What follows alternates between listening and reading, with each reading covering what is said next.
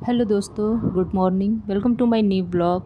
और बताएं आप सब लोग कैसे हैं। आई होप कि सब अच्छे होंगे। मैं भी ठीक हूँ। तो फ्रेंड्स, मॉर्निंग का टाइम है और बच्चे स्कूल चले गए हैं, ये भी अपने ऑफिस चले गए हैं। सुबह का नाश्ते का काम वगैरह सब कुछ हो चुका है। कंटिन्यू सुबह उठ के और 8 बजे तक लगना पड़ता है। दोनों बच्चों का टिफ़िन, सुबह का नाश्ता, इनका टिफ़िन, सुबह का नाश्ता, तो थोड़ा सा बिजी रूटीन हो जाता है। अब इस समय जाके फुर्सत मिली है, बड़े आराम से बैठ के मैं अपना पानी वगैरह पी ली हूँ। उसके बाद अपने बेडरूम की क्लीनिंग में लग गई हूँ। तो घर के काम वैसे तो होते ही बहुत बोरिंग है, रोज़ रोज़ एक ही तरह का काम कर कर के हम लोग बोर भी हो जाते हैं। लेकिन इसे मज़ेदार बनाया भी जा सकता है, और इसे मज़ेदार बनाने वाला कोई और नहीं, हम हाउसवाइफ ही हैं। क्योंकि जब कोई काम अच्छा नहीं लगता है तो बोरिंग ही लगेगा, और जब किसी काम को दिल से करेंगे, मन से करेंगे, अपना समझ के करेंगे, तो वो काम मज़ेदार हो ही जाता है। तो बस यही एक वजह है। और जैसा कि आप सभी लोग जानते हैं, जैसा कि आप देख रहे हैं, मैं अपना मॉर्निंग का होम क्लीनिंग कर रही हूँ, और ये मेरा रोज़ का होम क्लीनिंग रूटीन है, डेली का क्लीनिंग रूटीन है। यही मैं आपसे आज शेयर भी करूँगी।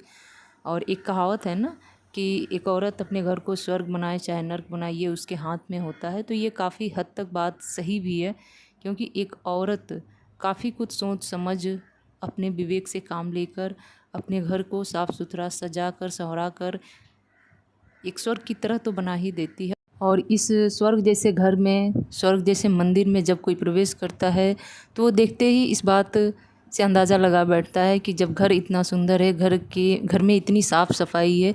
कोई ज़रूरी नहीं है कि घर में एक से एक अच्छे वैरायटी डेकोरेट वाले ला के आप घर को सजा सकते हैं। अगर आपके पास है तो आप सजाइए, अच्छी बात है। लेकिन अगर नहीं है तो आप अपने घर में जो कुछ भी है उसी को साफ़ सुथरा करके रख के सजा के उसी से कम खर्चे में ही अपने घर को एकदम स्वर्ग की तरह रख सकती हैं। और ये सारा गुण एक औरत में ही हो सकता है, किसी और में नहीं। औरत जितने अपने घर और गृहस्थी की जिम्मेदारी को समझ सकती है, दूसरा कोई नहीं समझ सकता है। कहने के लिए तो कोई कुछ भी कह देता है कि हम ये कर लेंगे, वो कर लेंगे, लेकिन कोई नहीं कर सकता है। और देखिए, बात ही बात में यहाँ मेरा फ़ैन भी साफ़ हो गया।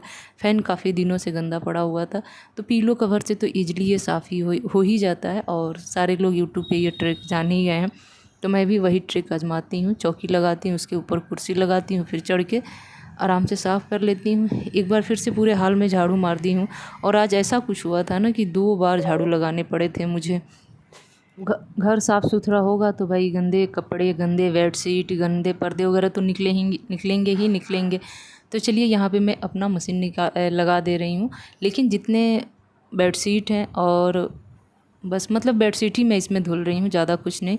और जो हाथ से धुलने वाले कपड़े हैं उन्हें मैं अलग छांट के रख ले रही हूँ। और हाथ से धुलने वाले कपड़ों में ज़्यादा बच्चों के स्कूल यूनिफॉर्म है, जिन्हें कि मैं हाथ से धुलूँगी।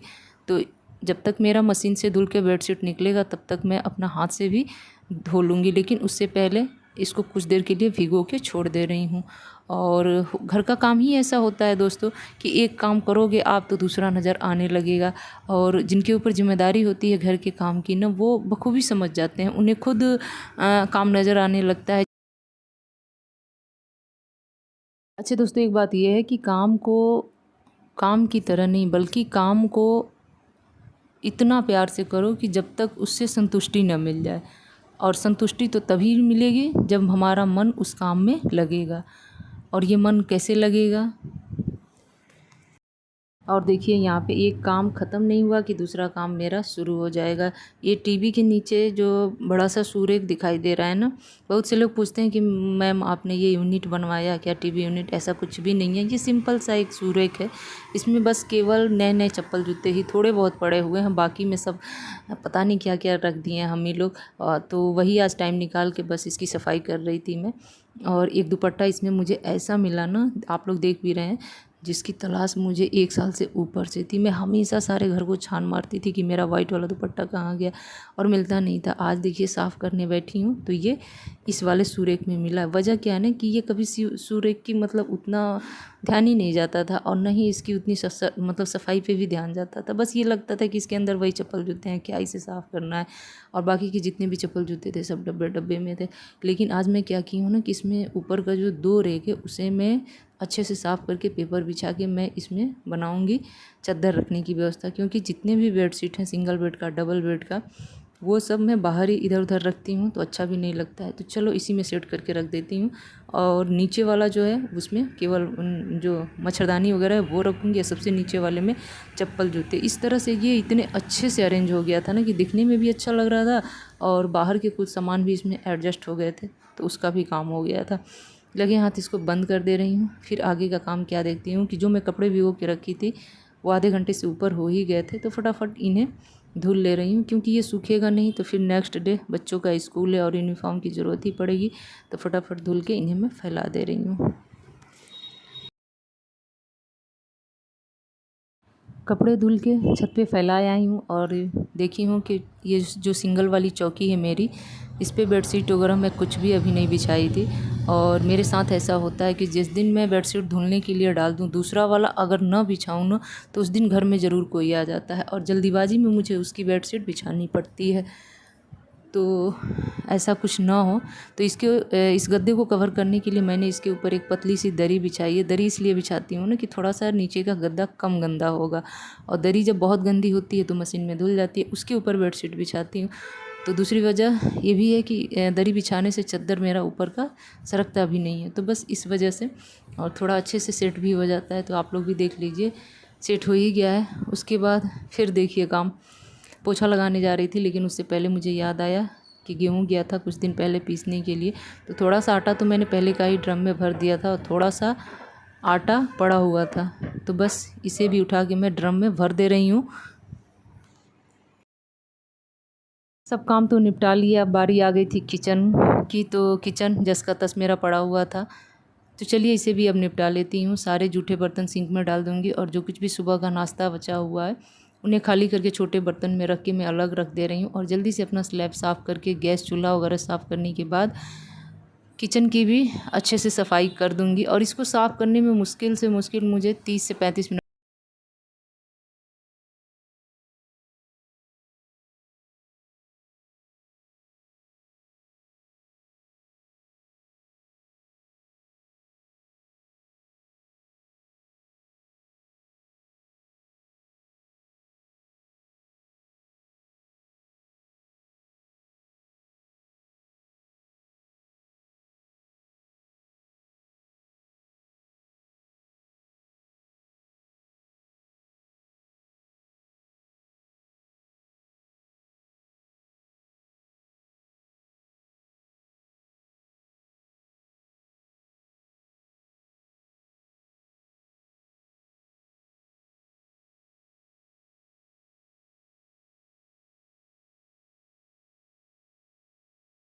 वीडियो आप सबके साथ शेयर कर रही हूँ।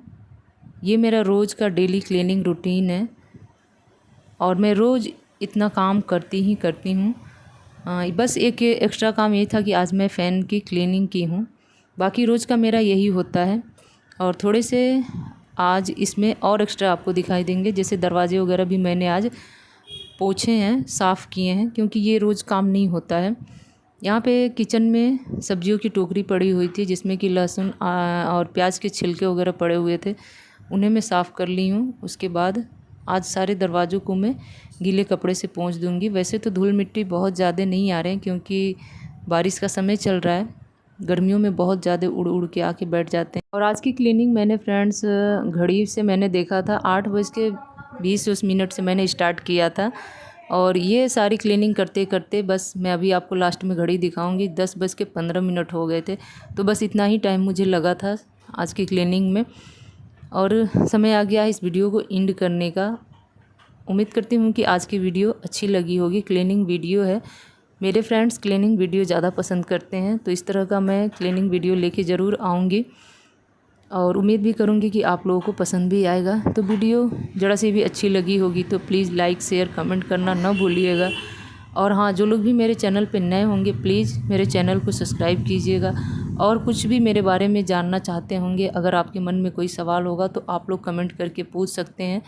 तो चलिए अब इस वीडियो को एंड करूँगी। घर के सारे काम हो चुके हैं लगभग, अब बस नहा के जल्दी से मॉर्निंग का पूजा करना है, क्योंकि धीरे धीरे पूजा पाठ का जो टाइम होता है वो निकलता जा रहा है।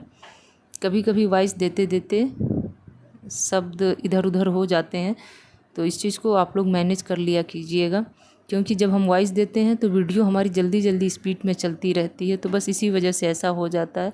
तो चलिए इस वीडियो को एंड करती हूँ यहीं पे, और घड़ी आप लोगों ने देख ही लिया होगा। तब तक के लिए फ्रेंड्स, बाय बाय।